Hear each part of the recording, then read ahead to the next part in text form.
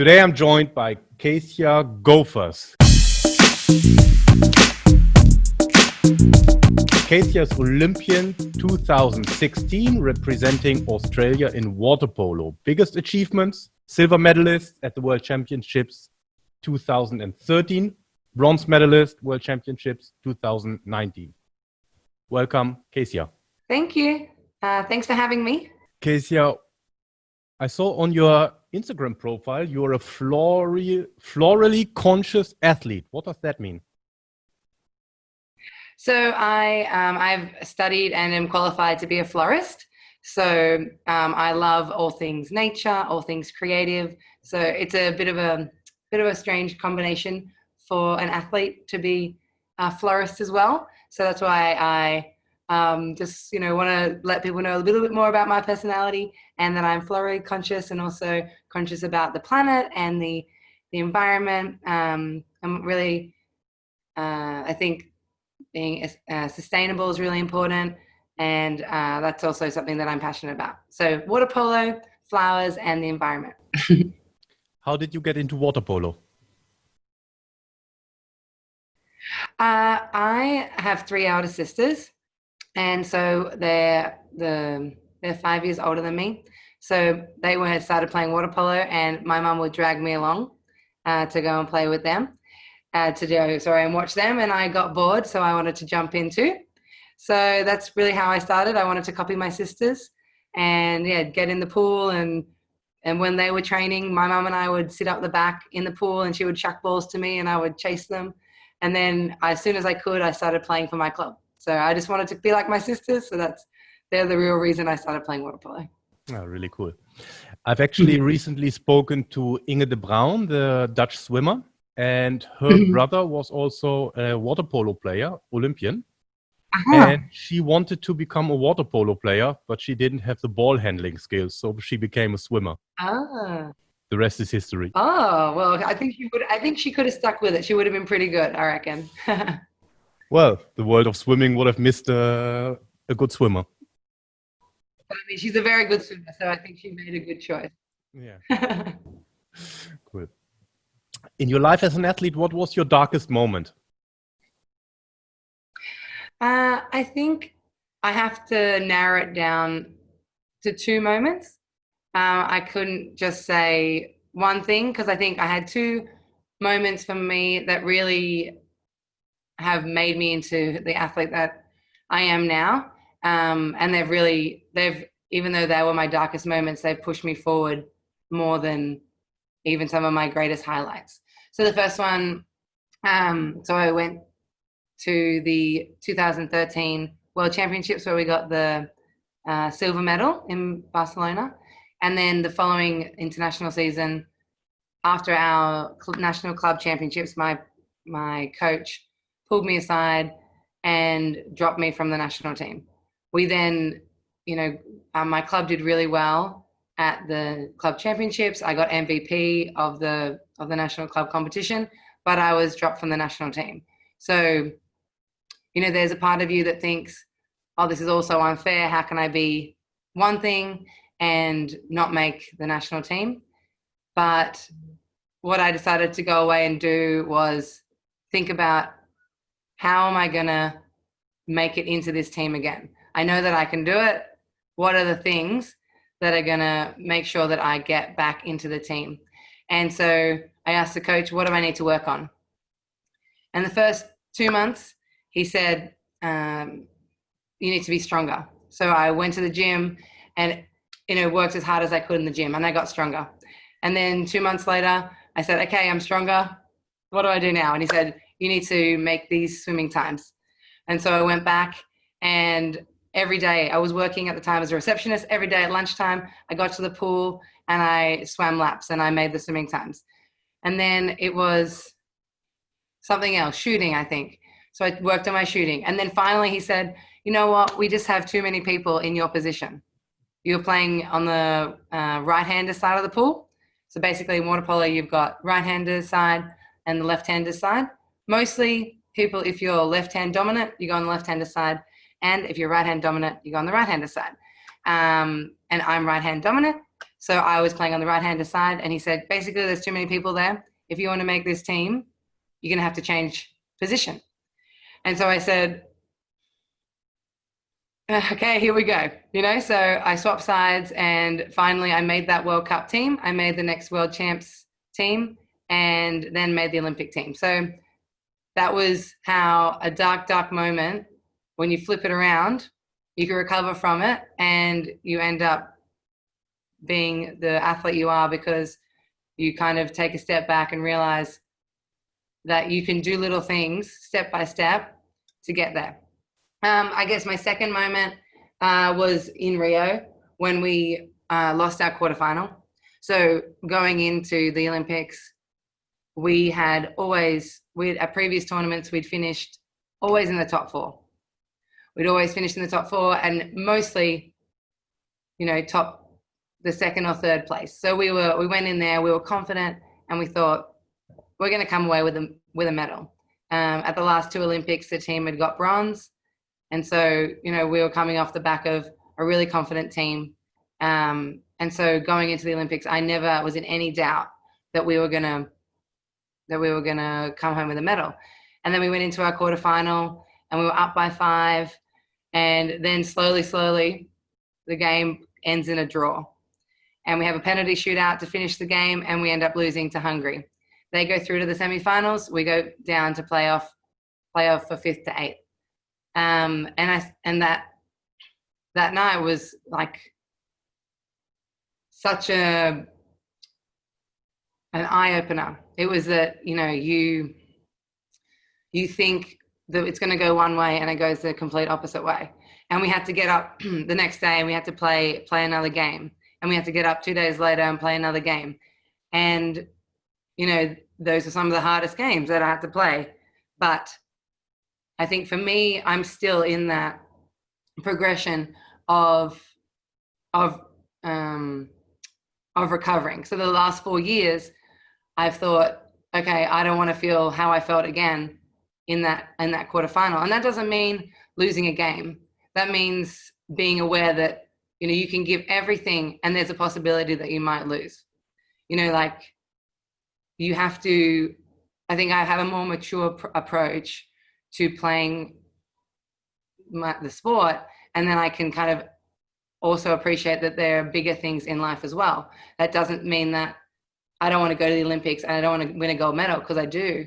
But if that doesn't happen, I know that there's more things in my life. So I think for me, the second darkest moment, I am still in that phase of recovery. But at the same time, it's a day-by-day process, and I want to go to this next Olympics to do something amazing and to really show that we as a team can bounce back from a performance that we weren't as happy with. So I guess those are my two moments, and I think for me, they've definitely made me stronger as an athlete in myself and also within my team. That was a very long answer. Sorry. No, it's a very good answer. And actually, I remembered what you were just saying about being prepared that things might not go your way. I was talking to fellow Aussie Sam Willoughby, the BMX Supercross racer. And he was the dominant man in Rio. And then he made a small mistake in the final and ended up with 7th place. Doesn't really matter. He didn't end up on the podium. And he basically said the same thing, right? It's like you have to be prepared for that. Yeah. And I think at the end of the day, every team that you verse or every competitor that you verse wants to win. You're not the only one that thinks they're going to come away with a medal, come away with a gold medal. So, I don't know, probably 90% of all Olympians go home a bit disappointed, but yet they're still Olympians, which is incredible, right? So I think you have to appreciate what you've done and where you've got to, and then just give it everything when you're in the opportunity to do so. Yep. And I actually have taken that note down here of that quarterfinal in Rio against Hungary, and you went into penalties. Did you take a penalty? Yeah, I took a penalty. Yeah. So it was funny, actually. Our coach he was saying, oh, you take one, and then, oh, no, don't take one. No, you take one. And so me and this other girl weren't sure who was going to take it. And I was like, I'm taking it. And so I ended up going in there, and I didn't feel that nervous. And looking back, I'm like, that's crazy. Like, why weren't you nervous? But I just thought, you've done this 1,000 times. It doesn't come down to this. If we win from this penalty shootout, then that's great. That's amazing. But at the same time, we should have won this in the game. We were winning by 5. We should have finished this off in the game. And so, I scored mine, but to me, I don't know who's missed theirs. I can't remember because it doesn't matter. And that's how I like to go into every penalty shootout, because if you put too much pressure on those penalty shootouts, then, someone's going to blame themselves forever. And I just think it's a team sport, and it doesn't come down to that final shot. It's the team's performance throughout the entire tournament, throughout the entire game, that brings you to that point. And it's not down to one person. So I went in there with confidence, and that's how I like to always try and do it. What was your best moment? My best moment was definitely walking out for our first game of the Olympics. I think we were playing Russia, and the whole tournament was ahead of us. Anything was possible. My whole family, I've got 3 sisters who all have partners and kids, and my mum and dad, and my fiance's parents and his sister were all there. So a huge contingent of people that I directly knew, and then obviously all of the other girls' families, all in the crowd. And I just remember walking out and singing the national anthem and just crying before the game even starts. And then, we end up winning that game. And I just think in that moment, we just were all together as a team. And it was just a really amazing time, because in our heads, anything was possible. We were going out to win gold. And that didn't happen, but that moment still existed, So that's definitely my greatest highlight. Oh, cool. I read in an interview that you gave that when you received the call to go to the Olympics, that was one of your best moments. In my research, I saw you were on the team in 2013, but you weren't on the team at the 2012 Olympics? No. So I wasn't in the 2012 Olympics, but for the way that we got told that we were in the 2016 Olympics was that our opposing number. So in Rio, I played number 5, and our opposing number for the Sydney 2000 Olympic team, which was the women's water polo Australian team, were the gold medalists.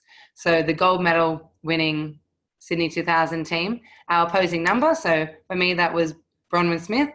She went by Bronwyn Mayer back then. She was the one to call me up.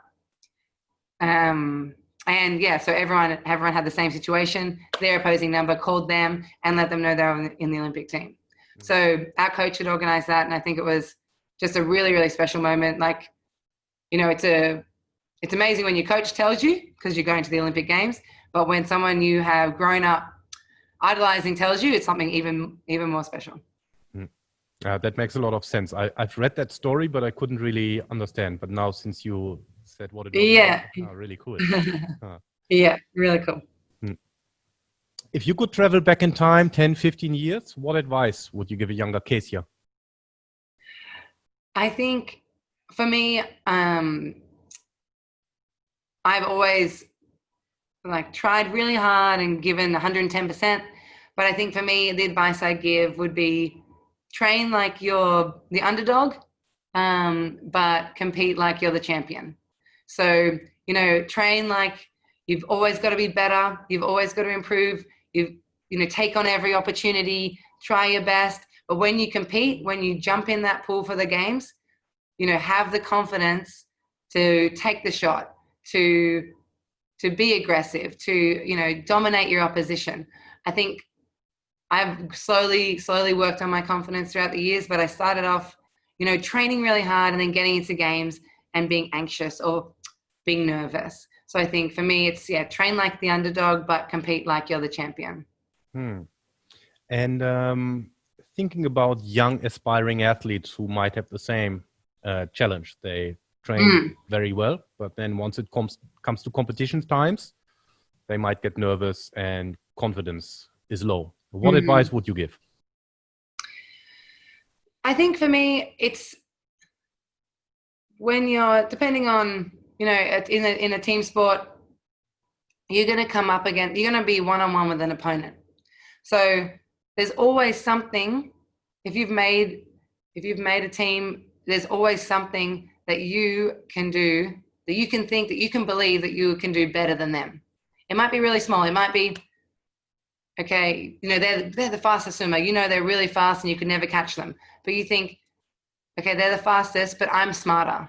Or maybe they're really strong. And you say, okay, they're gonna, if I stay still and they're really strong, they've got me. But if I keep moving, if I'm always, trying to work around, if I'm always really fast, agile, then I'm gonna be better. So you just have to find whatever it is that key thing that you can fall back on, that is true, that you can say, I am this, and this is gonna be better than them today. Because it's true.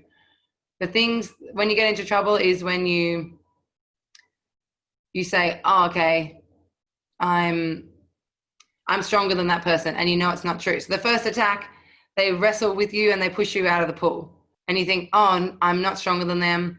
Okay, I've made a mistake. Okay, now the game's lost. No, okay, yeah, they're stronger than me, but I'm quicker than them. So it's like, okay, yeah, they pushed me out, but next time I'm going to swim around so they can't grab me. I guess that's, my point. Trying to find your strength as opposed to your weaknesses. So kind of a David and Goliath thing, right? So even if the one is much better than you, yeah. Thing. Yeah, exactly. Really cool. Yeah, think of yourself as David. He wins in the end. Really cool. What are the habits that make you a successful athlete or person? I think I am constantly writing lists. I think I'm constantly writing down things. If I think, and my brain is always working. And sometimes inside my brain, there's too many thoughts. So I get them down on paper. I write to-do lists. I write tactic lists. I write, thoughts that I'm thinking. If I can't sleep, I write down the things I'm thinking. So I think the ability to get out of my own head, put it on paper, and then go back to it later is probably one of my biggest skills. I know it has nothing to do with being in the pool, has nothing to do with training, but it's a way that I am able to time manage. So, I'm able to put my sport as a priority, because I say, okay, well, I've got to do this, and this today. I've got to do 30 minutes of rehab. That's on the list. I tick it off when it's done. If it doesn't get done, well, then it gets done at 10 p.m. It has to get done. I've got to go and do groceries so I have a good nutrition. That's important. So that goes to the top of the list. It's got to get done. Okay, I've got to, something unimportant, like, I don't know, watch Netflix. That doesn't even go on the list, but if it was, it'd be all the way down the bottom. So I'm constantly trying to prioritize myself so that every decision I make every day is to make me the best athlete. So in the pool, it's like, okay, I'm feeling tired. Yeah, but okay, you wrote down that your goal for today was going to be that you work on your swimming speed. So you can't not try hard in this last 50. So as you probably can appreciate, my brain is constantly working, jumping from one thing to the other. But if I write things down, if I can fall back on those lists and those priorities, then it makes me better in every single aspect of my life, I think. And I think it does make a lot of sense. And does it also help, once it's prioritizing, but does it also help to get a little bit more headspace in terms of thinking less? Yeah, absolutely.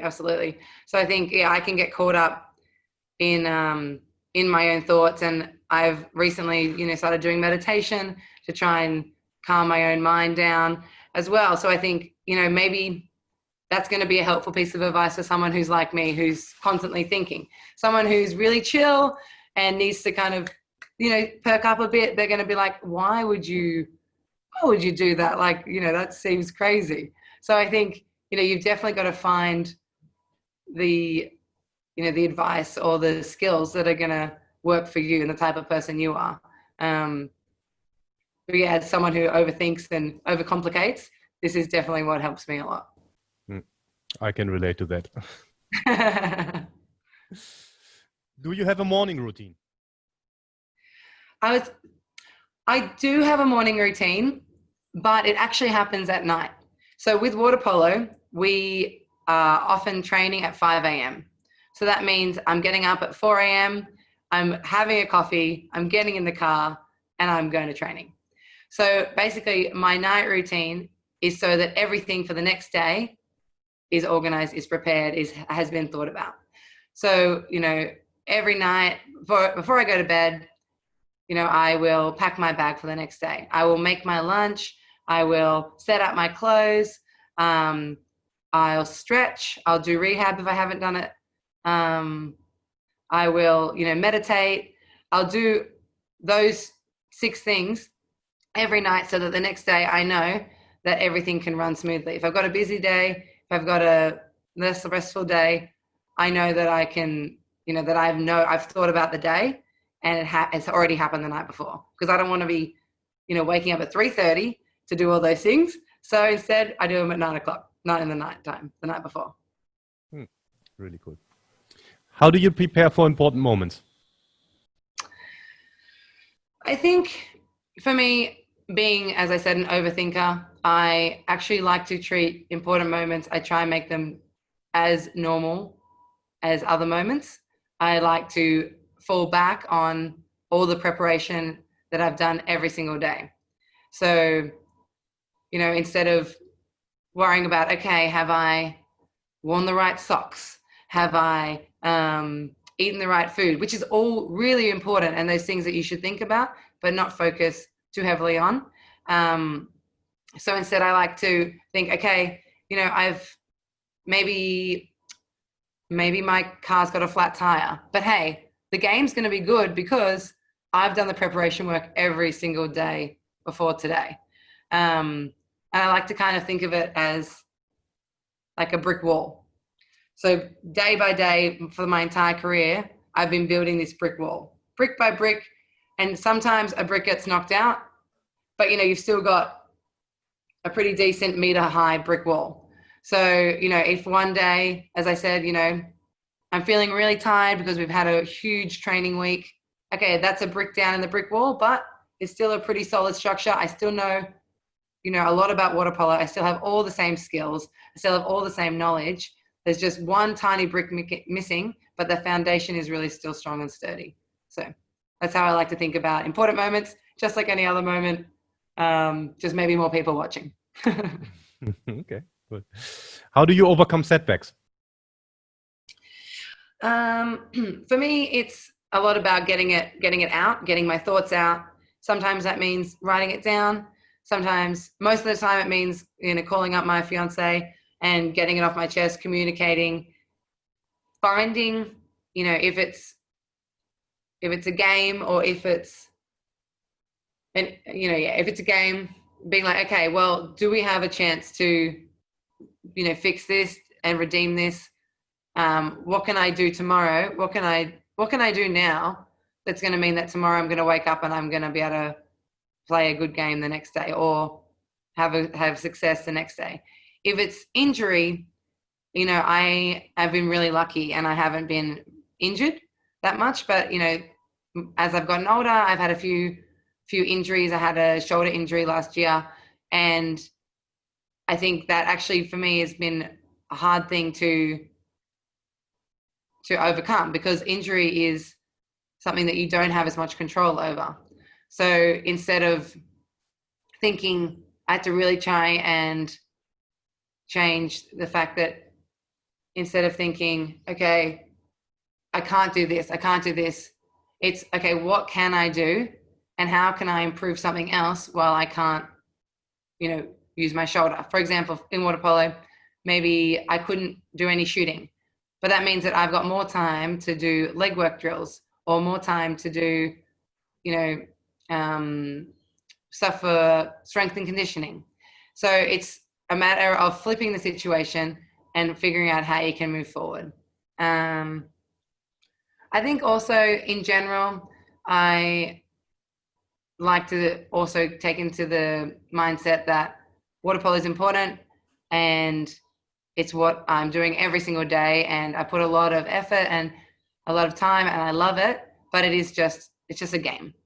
So, it's like any sport, it's a huge part of my life. A huge part of athletes' life is their sport, but at the end of the day, there's your family, there's your friends, there's your loved ones, there's your career outside of sport if you're potentially not a professional athlete. There's your life after sport. There's so many things that you can go back to and you can find happiness in. So, at the end of the day, you should be happy to play, not miserable. So that's, when you think about a setback, it can't be that bad because, you're still happy in other areas. You have to put it in perspective. Yes, exactly. Interesting. Who's your role model and why? My role model would definitely be my sister. My sister, Tennille, she went to the Beijing Olympics in 2008 and they won a bronze medal there. She had a really injury-ridden and challenging road to the Olympics. Had to have surgery before she could, enter back into the team, was out for 6 months. But she showed me that if you push through and if you give it everything, then you can succeed and you can, make it to the Olympic Games. She also now works for the UN, advocating for human rights. And so she, even outside of sport, she was able to pursue such a, really incredible career. So I think for me, she's my role model because firstly, when I saw her at the Olympic Games in 2008, that's when I decided that that's what I wanted to do. I wanted to go there. I wanted to, again, we spoke about at the very beginning of this interview, again, copying my sisters. So I wanted to, go there and be just like her.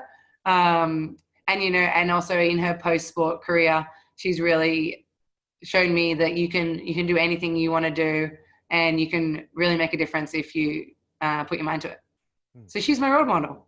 Cool. I've noted that down for a later point, but since you just mentioned it, your sister's also an Olympian and successful. And you also have another sister who's a successful handball player. Is it more kind of a rivalry between you guys or do you support each other? So I've got 3 other sisters and I'm 5 years younger than them. So I think between themselves, there was a rivalry, but because I was so much younger, they always wanted to protect me and they always supported me. And even now they're so supportive of me. They come to so many of my international games, and even if they're overseas, my parents and my sisters, they always are supporting or they're watching on the live stream. If I make the Olympics in Tokyo, they all want to be there. So for me, it's definitely a supportive family. And, I remember when I was when the first time I got to play with my sister, my Tennille, my third elder sister, she, was always making sure that I knew what to do. I had all my equipment. I knew what the tactics were. She wanted me to succeed, so even when I versed my elder sister one time, we agreed we wouldn't mark each other so that we both could play well. So so I think definitely supportive family. And I think for me, all of my family is the reason that I have been able to have such a successful water polo career because, as they say, it takes a village, and my family is almost 13 people, so that's almost a village. But yeah, they've been so supportive and they've been amazing. Nice. What's the best advice you received and who gave it to you? The best advice. So we actually recently in the national team went to a military base and worked with the commandos there.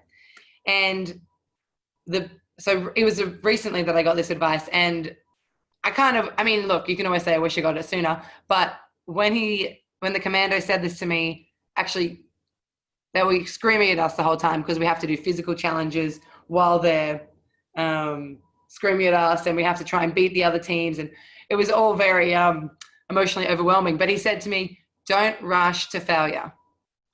So essentially it means take a minute, take a tactical pause and think, what am I going to do? What is the best way to approach this?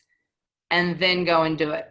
For me, I'm always bull at a gate. I'm ready to go. I just want to, fail and then try again, fail, try again, even if it takes me 5 times longer to do it. But this piece of advice was just exactly the advice that I needed. He probably saw it in me the second I walked in the door. And he said, don't rush to failure. What is your plan? Because we had a challenge set out. And I was the leader of the group for this particular challenge. What is your plan? Tell the team how they're going to do it. So for me, I notice it so much more in myself now that I just rush and then fail. It's not big things. It just, something's coming out of the oven and I think, oh, I'll just quickly pick that up and, it's 1,000 degrees, so I burn my fingers. Like things like that. I'm just rushing around. I'm like trying to carry 30 glasses and I drop one. Things like that. It's like, I'm looking at the kitchen now, so that's why I thought of 2 food things. But, it's just that thinking of what is your plan, then go and execute it. And I think I can use it in everyday life as well as in water polo. Don't just bang your head against a brick wall. What is your plan? Then go and execute it. Cool. How does a typical training day in the life of a water polo player look like? So basically we have in season, we would do, 2 pool sessions per day. The first one of the day might be a 3K swim set and then like a leg work circuit. So we're doing 2.5 hours in the pool for the morning, and we're probably doing, half for that. So swimming and then leg work. A night session, it might involve games. So we might play games against each other. We might do tactical play, so offense or defense or extra man defense. And that's probably 2.5 hours as well. So each of those pool sessions, we'll have 30 minutes on the side of the pool doing our rehab, doing our warm up, just making sure that we're ready to go before we get in. And then, 3 times a week. So for me, it's Monday, Wednesday, Friday. We'll do a gym program, which is about an hour and a half. But because I do 30 minutes of rehab on top of that, it ends up being about 2 hours. So that's every second day. And we often do explosive movements, but also high strength repetitions. So, 2 RM, 1 RM type stuff. But then there's a lot of kind of unique, I suppose, exercises to replicate what we're doing in the pool. So with our shooting action, we'll do, internal rotation exercises, or with our legs doing egg beater, we'll do some abductor holds, things like that, water polo has a unique skill set. So the gym needs to kind of replicate what we are doing in the pool. Probably 2 or 3 times a week, we'll have a video meeting. And we will, go through other teams' tactics or our own tactics. Sometimes the players are expected to kind of say what we did good and what we did wrong. So there's a lot of, the team learning from each other. And that's basically the training for the day, training for the week. And, you obviously have to be nutritionally focused. So before our pool session in the morning, we'll have breakfast, a snack straight after, and then also like Gatorade and electrolytes during the session as well. Then lunch at about 12, and and then a snack before training, then the nighttime session, and then dinner, or if we're not going to be home for a while, a snack and then dinner, and then probably a snack before you go to bed. So essentially my life involves training, watching video, and eating. And sleeping. And sleeping, of course. Sleeping is very important too. Yeah. Considering you have to get up at 4 a.m, I think you need to be very good in, having high quality sleep. You don't get Yes, exactly.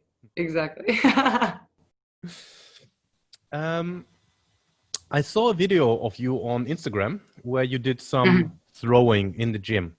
And out of curiosity, I've always been into sports, and I studied sports science and all these kind of things. Girls and women tend to have problems with the skill of throwing, right? So coordinatively. Is it something that came to you naturally, or is it something that you really had to train for? I am not a scientist, so I don't know if there's a correlation between females throwing being not as good, or the fact that potentially they didn't play as many ball sports growing up.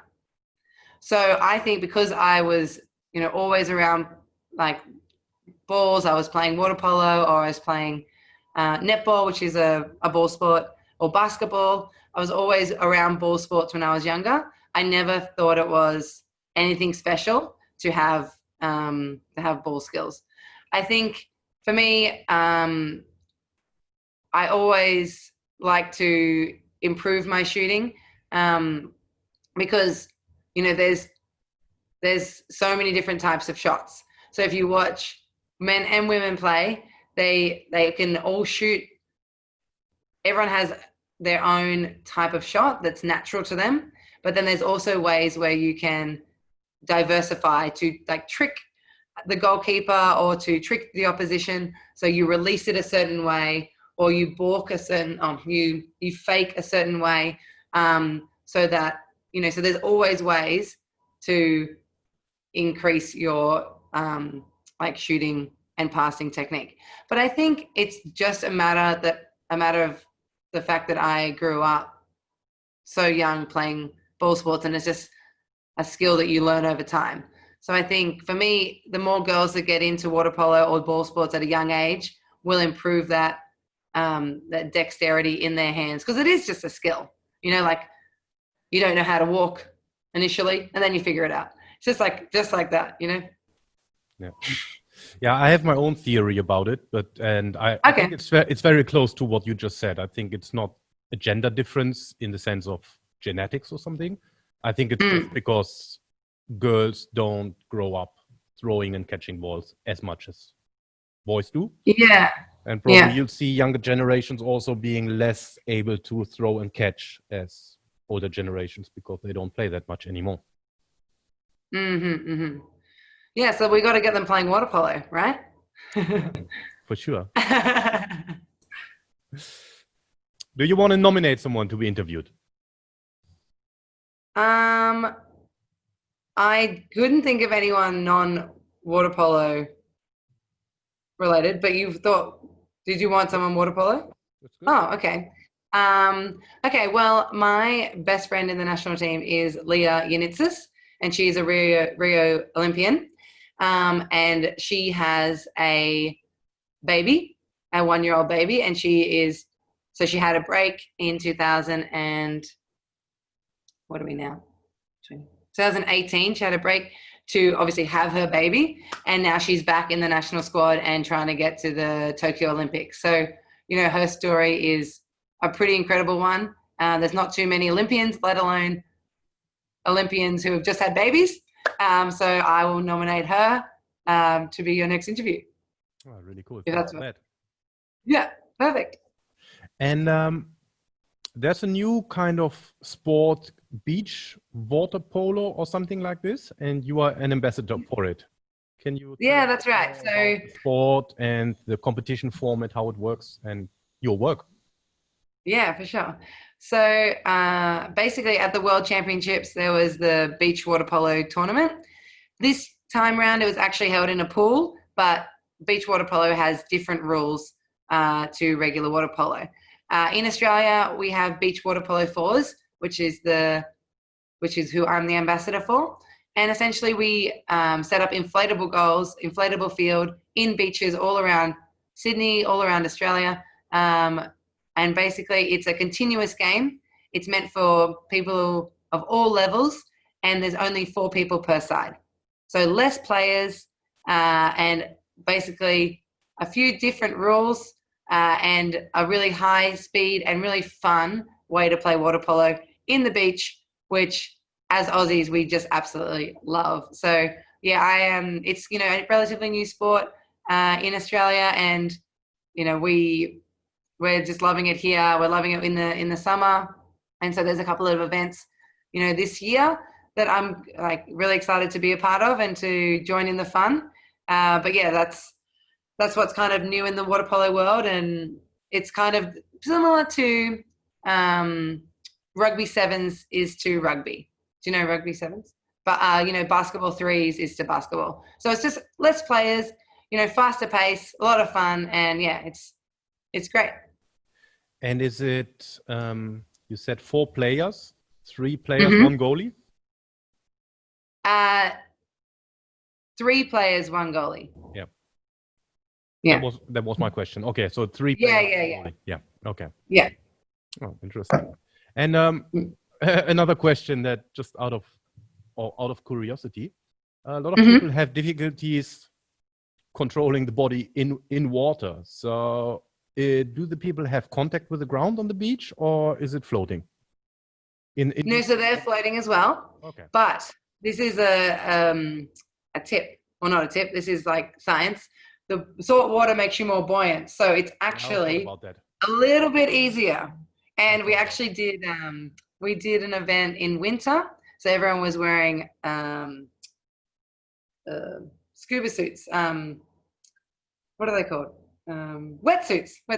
Everyone was wearing wetsuits, which makes you even more buoyant. So, you're sitting here in the water with your chin, but everyone was sitting up like this, and it just made it so much fun because it was just a little bit easier to stay afloat. Really cool. Where can people find you? So you can find me on all the social medias. I'm on Instagram, Keesja, Keesja, Gofers, Gofers. Facebook, same, Keesja Gofers. You can follow Beach Water Polo Fours, which is also on Instagram and Facebook. You can follow the Oz Olympic team and Australian Water Polo Instagram pages to see, the entire team and to see the entire Olympic squad on our journey to Tokyo. And that's about it. That's all the pages you can follow, I'm pretty sure. I will link them all up on my website. Perfect. Thank you. Keesja, thanks a lot for your time. No, thank you very much. It was great chatting with you, Christian. Likewise. Thanks a lot. Awesome. Thanks. Bye.